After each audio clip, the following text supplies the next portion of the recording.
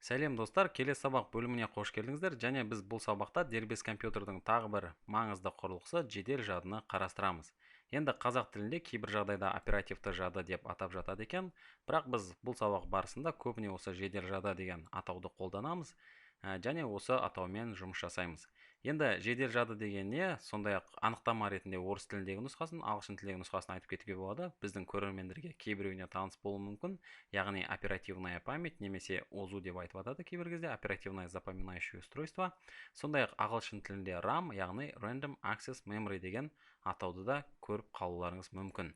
Енді жедел жады деген не, және оның біздің дербес компьютерде атқаратын қызметі қандай деген сұраққа қарапайым Википедия парақшасына сілтеме жасауға болады, және осы жердегі мағлұматтармен танысып көрейік.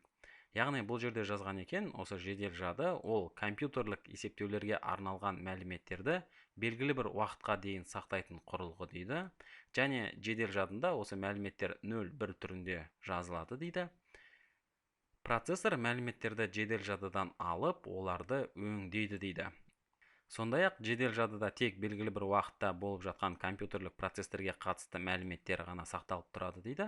Компьютер сөнген жағдайда жедел жадыдағы мәлімет жоғалады дейді. Яғни бұл жерде жазылғаны енді мына жерде өте маңызды сияқты, процессорға мәліметтерді осы жедел жадыдан алады дейді, және оларды өңдейді дейді. Біз алдыңғы сабақта осы дербес компьютердің ең маңызды құраушы бөлшектері жүйелік тақша, сондай-ақ процессормен танысқан болатынбыз. Және біз процессорды айтқанда осы біздің дербес компьютердегі, жалпы компьютердегі барлық есептеу, өңдеу жұмыстарын атқаратын ең негізгі құрылғы осы процессор деп қарастырған болатынбыз. Және осы процессордың есептеуіне, өңдеуіне қажетті барлық ақпаратты, бағдарламаны, мағлұматты алатын, яғни қай жерден алады деген сұрақ туындаса, осы жедел жадыдан алады. Жедел жады осы дербес компьютердегі бағдарламалар, сондай-ақ ақпараттар, мағлұматтар барлығын өзінде уақытша сақтайды, және процессордың өңдеуіне, жұмыс жасауына мына жерде байланыс құрастыра отырып мүмкіндік береді. Сондықтан жедел жадының өте маңызды екенін түсініп отырсыздар деген ойдамын. Яғни мен мына жерде өзім жұмыс жасап отырған компьютерде қазір бірнеше бағдарламаны қосымша ашып отырып жұмыс жасаймын. Және осы бағдарламалардың барлығы, және мына жерде шығып тұрған ақпараттың барлығы менде қазір жедел жадында сақталып тұр, және оның алып отырған көлемі жобамен 3,5 гигабайт көлемінде екенін көресіздер. Және менің процессорым осы өзіне қажетті барлық мағлұматты, өзіне қажетті барлық ақпаратты осы жедел жадыдан алады, және оны өңдеп, оны яғни есептеп, маған қажетті ақпаратты монитордан шығарып көрсетеді. Тағы да мына жерде бір қызықты мағлұмат жазған екен. Жедел жадыда осы тек белгілі бір уақытта болып жатқан компьютерлік процестерге қатысты мәліметтер ғана сақталып тұрады дейді. Және компьютер сөнген жағдайда жедел жадыдағы мәлімет жоғалады дейді. Енді бұл түсінікті деген ойдамын. Яғни мына жердегі мағлұмат, барлық бағдарламалар осы жерде жасалған менің өзгерістерім, егер де мен сақтамасам, онда оның барлығы қазір кенеттен менде қорек көзі, яғни тоқ көзінен ажырататын болсам, барлық ақпаратты, барлық жасаған жұмысымды жоғалтып алатыным түсінікті. Себебі мендегі жедел жады бұл уақытша ғана сақтайды, ол тұрақты сақтамайды. Бізде тұрақты сақтау құрылғысы болып есептелінетін ол қатқыл дискі, немесе орыс тілінде жесткий диск, ағылшын тілінде hard disk drive деп айтып жатады. Бұл құрылғымен біз алдыңғы сабақтарда танысамыз, алайда көпшілігіңізге бұның кішкене болса да таныс екеніне мен сенімдімін. Енді сондықтан жедел жадының ол біздің компьютерде өте маңызды рөл атқаратынын бір жағынан жобалап жоспарлауға болады. Енді ары қарай танысу барысында жедел жадының қалай жұмыс жасайтынын және оның қандай маңызды рөл атқаратыны түсінікті болады деген ойдамын. Олай болса, жедел жадының бүгінгі таңдағы компьютер әлеміндегі бізді қызықтыратын түрі ол DRAM деп аталынады, немесе SDRAM деп аталынуда мүмкін.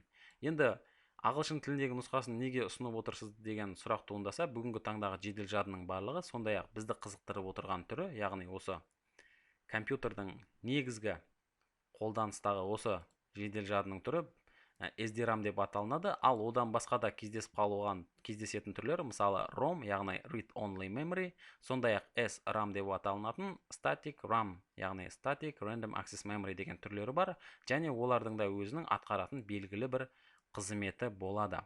Енді соның ішінде біздің дербес компьютерге орнатылатын және процессормен бірге байланыста жұмыс жасайтын жедел жадының түрі ол DRAM деп аталынады. Ол Dynamic Random Access Memory. Енді бұны Википедия парақшасына келетін болсақ, осы Dynamic Random Access Memory біздің дербес компьютерде жұмыс жасайтын жедел жадының түрі екенін жазылған. Сондай-ақ мен ойлаймын, бүгінгі таңдағы дүкендерге барсаңыздар, жедел жады таңдау барысында сізге басты назар ұстайтын және сізге берілетін ақпараттар ол осы жедел жадының модулі және оның жылдамдығы және басқа да кейбір көрсеткіштері. Сол көрсеткіштері бізге не мағлұмат береді және жедел жады таңдауда бізге көмектесе ме деген сұрақтарға ары қарай жауап іздеп көрейік. Олай болса, кез келген дүкенге барып, осы жедел жадының көрсеткіштерін, техникалық параметрлерін қарасаңыз, оның алғашқы көретініңіз осы жедел жадының модулі. Яғни бүгінгі таңдағы жедел жадының барлығы, енді көпшілігі деп айтсақ болады, осы DIMM модулінде жасалынады және ол Dual Inline Memory модуль деген мағынаны білдіреді. Бұл жерде жазып отырғаны, оның біз даму тарихына және қалай дамығанына яғни көп назар аудармаймыз. Тек айтарым, осы алғашында SIM деген түрі болған, яғни ол Single Inline Memory модуль. Одан кейінгі осы екінші дамыған бүгінгі таңдағы қолданыстағысы ол Dual Inline Memory модуль. Айырмашылығы сол, бүгінгі таңдағы жедел жадының мынандай байланыс тістері, яғни көріп отырғандарыңыздай, мына жердегі байланыс тістері бір-біріне тәуелсіз жұмыс жасап, ол процессормен арасындағы жылдамдықты жоғарылатуға мүмкіндік береді. Енді ары қарай қарастыратын болсақ, осы жедел жадының қай түрі дүкенде сатылады десек, ол DDR түрлері болып табылады және бұның өзінің беретін мағлұматы бар. Яғни Википедия парақшасына тағы да сілтеме жасайтын болсақ, DDR деп отырғаны ол Double Data Rate Synchronous Dynamic Random Access Memory деген мағынаның қысқартылып алған нұсқасы екен. Яғни бұл жерде Double Data Rate деп отырғаны алғашқы нұсқаларына қарағанда 2 есе жылдамдықта жұмыс жасайды. Сондай-ақ бұл синхронды динамикалық жұмыс жасайтын жедел жадының түрі дейді. Яғни бүгінгі таңдағы біздің қолданыстағы жедел жадының түрі ол DDR SDRAM, яғни осы жедел жадының осы түрі. Енді ол да бірнеше даму кезеңінен өтті, яғни бірінші нұсқасынан кейін екінші DDR болды, одан кейін DDR3, одан кейін DDR4 нұсқасы бүгінгі таңда кең қолданыста. Соның ішінде дүкеннен көретіндеріңіз ол DDR3 және DDR4 нұсқалары.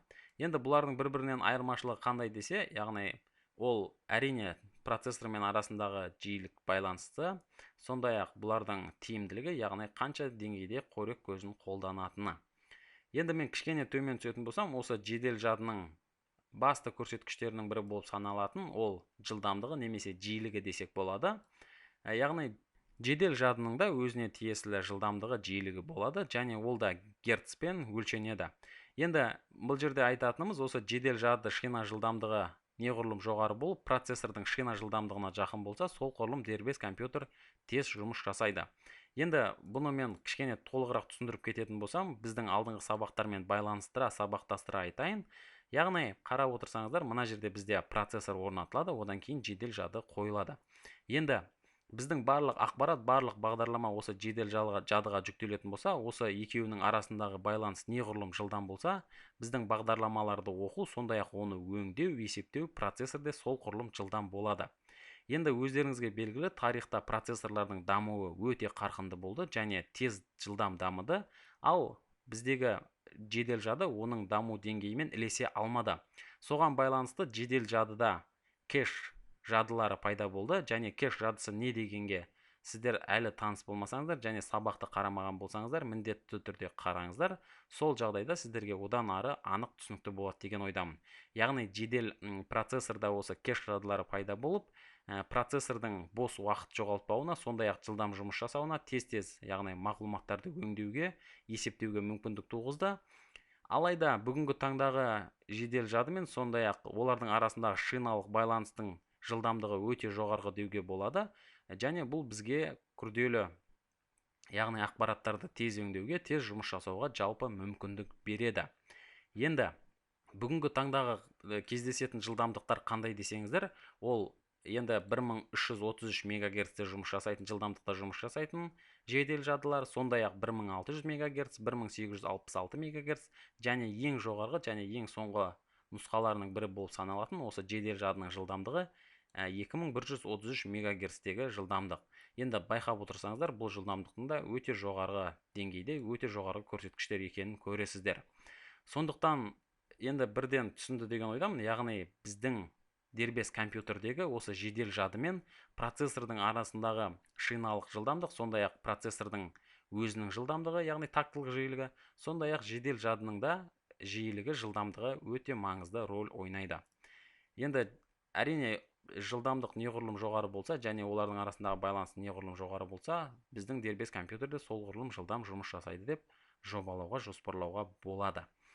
Енді сондай-ақ сіздерде дүкенде көретіндеріңіз осы процессор, яғни жедел жады таңдау барысында, мысалы registered memory деген нұсқасы болуы мүмкін.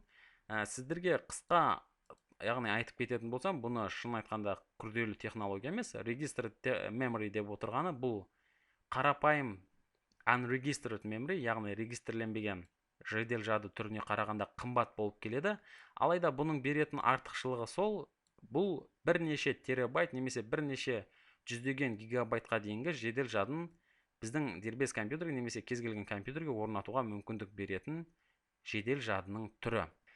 Кейбір жағдайда болады, арнайы компьютерлерде мысалы 1 терабайт немесе 500 гигабайт көлемінде осы жедел жадын орнату қажеттілігі туындауы мүмкін. Сол жағдайда қолданылатын жедел жадының түрі registered деп аталынады.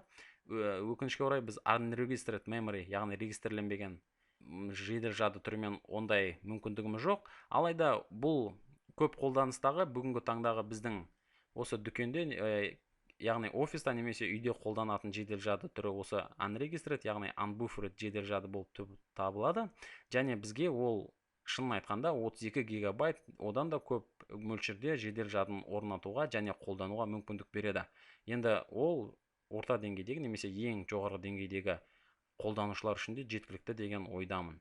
Енді шынын айтқанда бүгінгі таңда жедел жадыны таңдау аса қиындық туғызбайды, себебі бұл жерде оның арзан әрі біздің дербес компьютерде атқаратын рөлі сондай жоғары. Жалпы жедел жадын неғұрлым жоғары көп қып алсаңыз, сол құрлым сізге оның пайдасы көбірек тию мүмкін.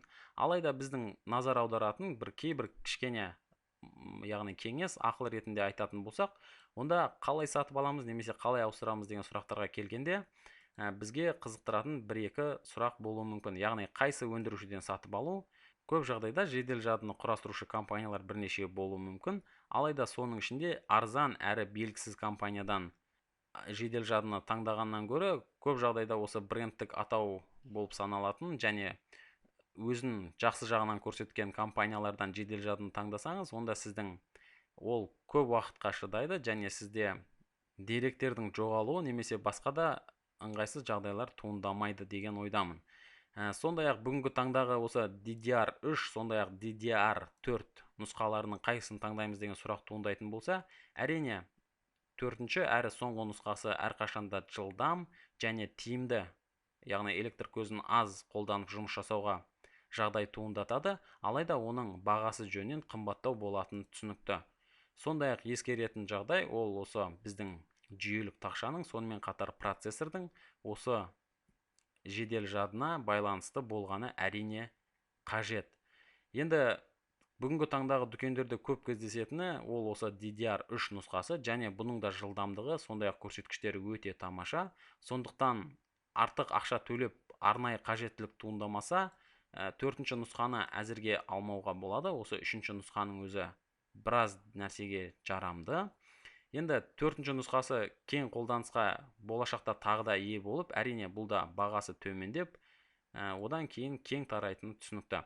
Сондай-ақ стандартты немесе регистрленген жедел жады таңдаймын ба деген сұрақ туындаса, онда айтарым, жаңа айтып кеткендей, стандартты нұсқасы әбден жарайды. Себебі стандартты нұсқасының өзі бізге бірнеше гигабайтқа дейін, яғни 32 гигабайт, менің білуімше қазіргі таңда енді 32 гигабайттан көп болуы да мүмкін. Оның қарапайым қолданушыларға немесе көптеген қолданушыларға жеткілікті болатыны түсінікті. Енді жедел жадының жылдамдығы маңызды рөл атқаратыны түсінікті. Себебі жедел жады неғұрлым жылдам көрсеткіште болып, жылдам жұмыс жасаса, онда процессормен арасындағы байланыс жоғары болады, және біздегі ақпараттар сол құрлым тез өңделеді деп жоспарлауға, жобалауға болады. Енді бүгінгі таңдағы кең қолданыстағысы ол 1600 МГц, сондай-ақ 1866 МГц-тегі жылдамдық. Сондықтан таңдау жасау барысында енді сізге бір жағынан қаражаттың мөлшеріне және қажеттілікке байланысты таңдауыңызды жасайсыз. Сондай-ақ болашақ сабақтарда осы барлық құрылғыларды бір-бірімен біріктіріп, үйлесімді дербес компьютерге қайсы тура келетінін қарастыратын сабақ жасауымыз мүмкін. Алдыңғы сабақта біз басқа да құрылғыларды қарастыруды жалғастырамыз және келесі сабақтарда жүздескенше мен сіздермен қоштасамын.